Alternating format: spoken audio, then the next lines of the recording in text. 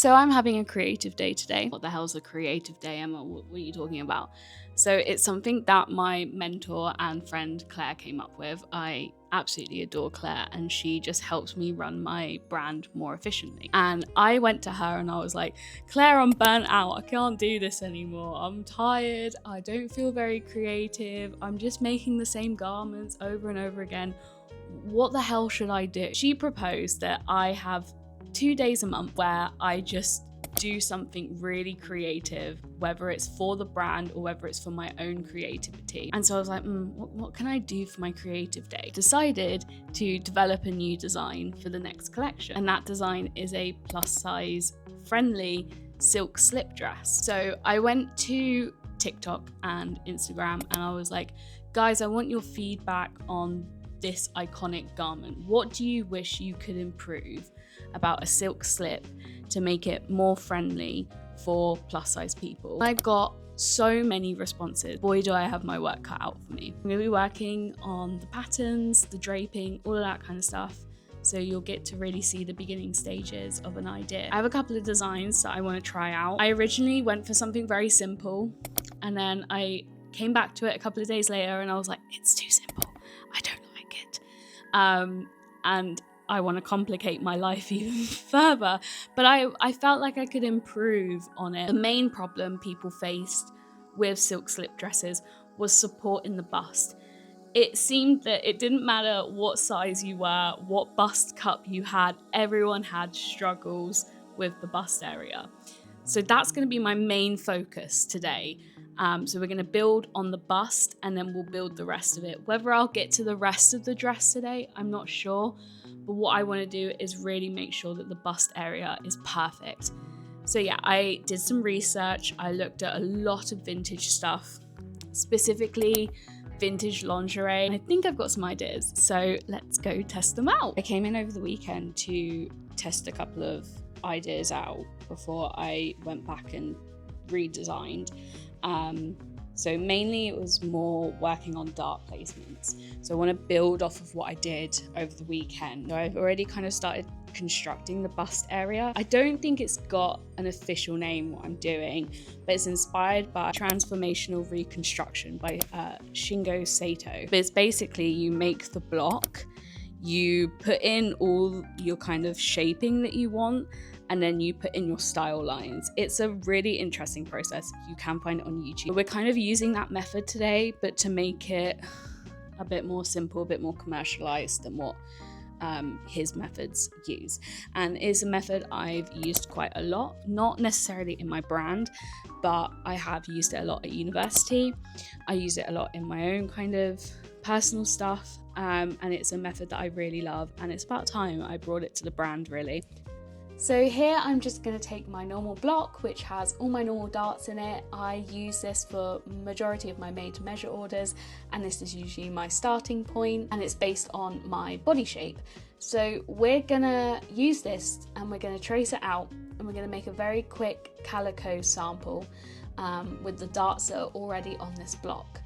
I am going to add some style lines in around the neckline, for example, mainly because there's no point in cutting out a whole block because this is just a waste of fabric. And using this calico sample, we're going to draw in the new darts that we need to place to shape it better, and also the style lines, very much like I did with this Shingo Sato inspired sample. So yeah, I'm just tracing it out, and then I like to use a bright coloured pen just to make sure I know the difference between my working patterns and my final patterns, because as you can imagine, as a made to measure brand, I have a lot of paper hanging about. And now I'm just going to cut it out in calico, and this is what we're going to use as a sampling fabric. I'm going to make a couple of samples in calico, and then I'm going to move over to silk. I kind of use, obviously calico and silk are very different, but we need to use calico right at the start just to build a little bit of a foundation, and then we'll transition over into silk.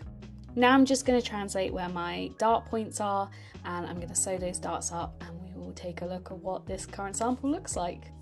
Okay, so this is our first block. So this is literally just simple. We've not made any adjustments. I've added a strap here that crosses in the back. I don't know how well you can see that against my dress, but that's the kind of style I'm thinking for this specific dress. It's kind of like holding me up in a way. You can kind of see there's like some support, but essentially what I want is more support. And you can also see we have some gaping here, so we want to kind of combat that. And then another thing we want it to kind of hike up a bit more.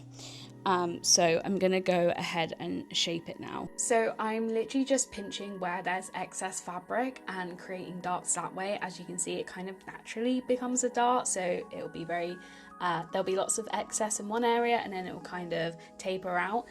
So I'm just pinching along those areas where I feel there's the most excess fabric, and these will be our new darts.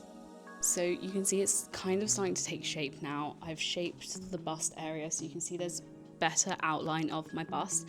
My bust feels a little bit more supported, almost like a cup in a way, but without any of the like structure of a traditional cup or any foam or anything like that. The next thing to do is to trace out these darts where I've put all the pins. So we're going to trace all of these dart lines, and then we're going to sew them, and then we're going to have our block essentially.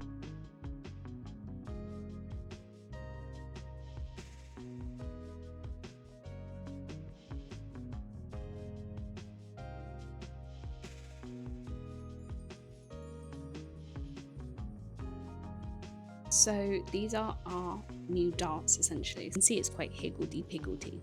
So what I'm going to do is I'm actually going to cut into these darts, and then that's going to make it easier to sew essentially. But yeah, so you can see that it's quite insane, but it's going to make a lot more sense in a minute, I promise. Okay, so I've popped a skirt on so we can try it without the dress underneath. And so this is our first set of adjustments, and then as you can see, I've started to shape it even more. So kind of the first initial steps are very back and forth and not very interesting. You can see that it is starting to shape better. So once we've got the shaping, the dart placement, all of that kind of jazz, we can start to add in our style lines. We can raise the neckline, lower it if we want, make it more plunging, whatever. If you can see these blue lines here, you can see I'm starting to add the style lines. So this is what I'm thinking, almost like a large gusset, and then we'd have a seam coming up from the underbust. We've essentially made like almost like a corset-y type structure here, like think, you know, stays with gussets, that kind of thing. So I'm now going to, rather than sew in these lines, I'm gonna cut it out. I'm gonna turn these singular pieces into pattern pieces. So I'm simply just going to cut along these blue lines, and these will create our panelled pattern pieces, and then I'll also add notches and, you know, where the centre front is, where the seam is, all of that kind of information. So it's a readable pattern and it's not just a bunch of shapes. Okay, so these are our pattern pieces now. So this is essentially what we're looking at. So when I said about transformational reconstruction, this is essentially what it is. So what we've done is we've taken those initial darts, the princess seam dart that we had, and we've kind of shoved them into those seams that you can see all around there.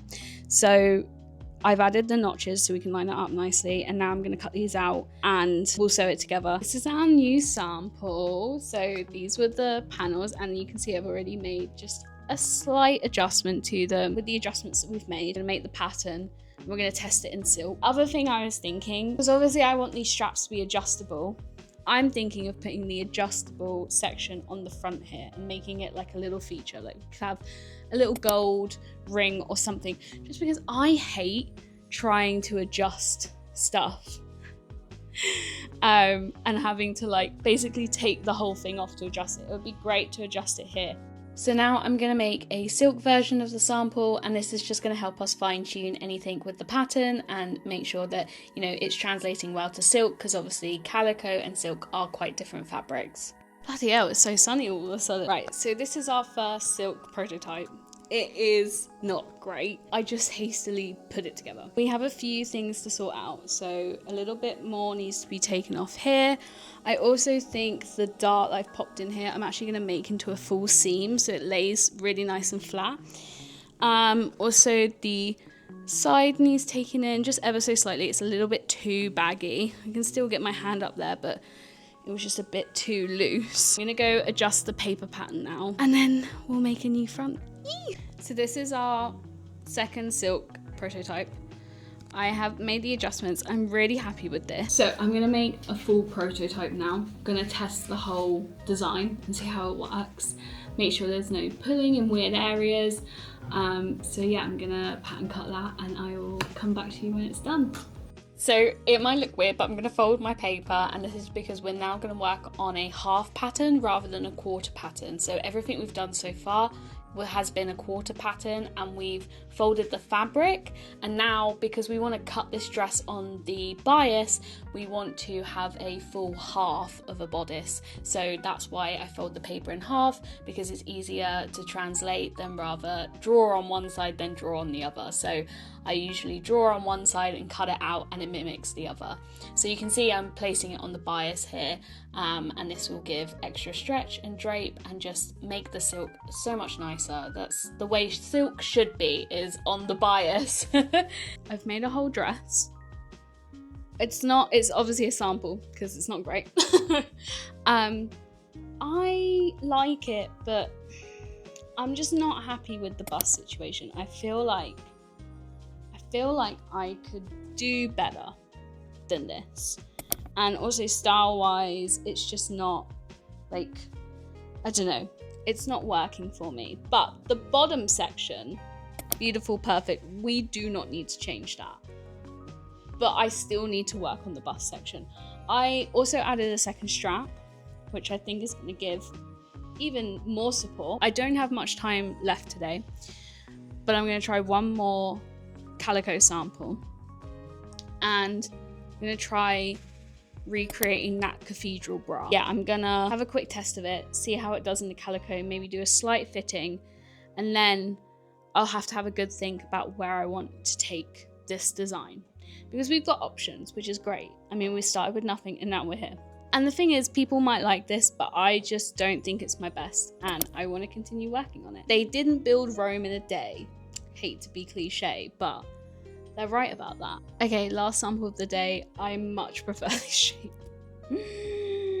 I feel so supported right now, like more supported than I did earlier, like super supported. No, I did not waste a whole day. I didn't waste a whole day. I should have gone with the cathedral look first, but that was my second design. I think the two strap idea is the way to go. I have a lot of thinking to do.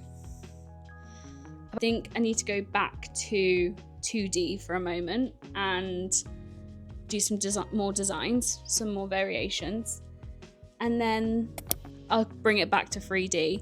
And I think if I am to pursue this particular style, the next thing I need to do is do a paper pattern. 3 days later. I decided to come in early this morning and quickly mock it up because I could not stop thinking about it. I was like, I need to do this now. I'm also going to have these diamond shapes on the bust because I think I'm going to line this area. So having this shape will help me line it easily. But I ended up going for the kind of cathedral bra look. You can kind of see it, I hope anyway. You can see the panels. Yeah, so this side has stitching on it, and the other side doesn't, and I am going to do a sample where I do both layers and see if the stitching's worth it. But if the stitching doesn't really do anything for this design, then I'm not going to add it. And then I did a load of research on the backs of silk dresses and what I wanted, and I think for the strapless we're definitely going to go for 2 straps. I just think it gives so much more support than just one. The straps are also going to cross in the back, and then I think for the strapless one we're going to have another diamond shape here to kind of mimic the diamond shape that will be at the front. So it'll be much more of an open back. So this is definitely going to be a design that you don't wear a bra with, and then what I'm going to do is make a version with a bra. There's a few edits that I have to do, but like, it's not terrible. Yeah, the dart section here just needs editing just ever so slightly, just like 0.5 centimeters shaved off of it. But I'm really liking the shape, and then I think with a flowing bottom like we saw in the last sample, I think that's gonna really tie this whole design together. I also wanted to see what it would look like with the overlay that I'm planning to add to it. I gotta work out how I positioned this on me last time. So this is the like little overlay that I'm planning on doing. I need to like actually finalize it. And then it's also gonna connect slightly in the back here, so it'll be more like that. So it'll follow that diamond shape really nicely actually. The overlay will just be an added extra that you can get. Wanted them to flatter each other. So the next stage now is making a proper sample, which I will do off camera, and I'll probably show you in a couple of months what that looks like. I hope this has been an interesting look into how a designer kind of develops a design, and I hope it shows how much care and love I put into my designs and how much I want them to be perfect.